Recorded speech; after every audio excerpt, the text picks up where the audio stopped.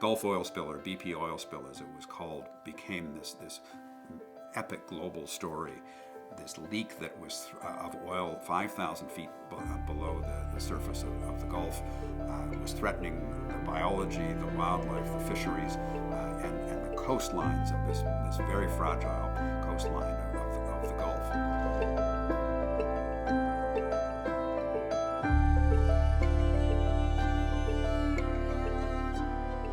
I remember April 20th, 2010, because ABC News New York called me. I was living in Miami covering southern U.S. and Latin America, and they said there's been an accident on an oil rig 50 miles off the coast of New Orleans in the Gulf of Mexico, and it sunk, and it looks like there's some sort of leak happening. The scale of the disaster was hard to chronicle and hard to comprehend until you got out there and saw the vast resources out 50 miles offshore that were being marshaled to try to get this leak under control. In this picture, I was the first reporter able to get actually out to the rescue rigs. You can see the rigs behind.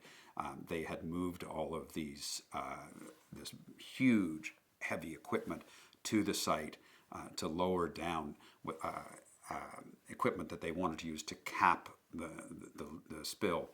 It turned out it was very, very hard to do. So what they did was they put a hood over the spill, and they tried to vacuum up or suck up the oil and put it into tankers so that they could divert it from going into the Gulf.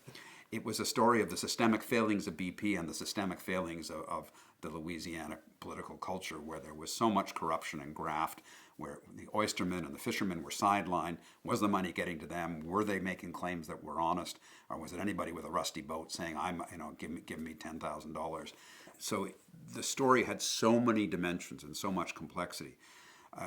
It was initially menacing, and then it became one of just this drumbeat of drama, waiting to see if the engineers could figure out a way to cap this leak. It took 87 days for them to do it, and BP's name was rightly seriously tarnished in the process.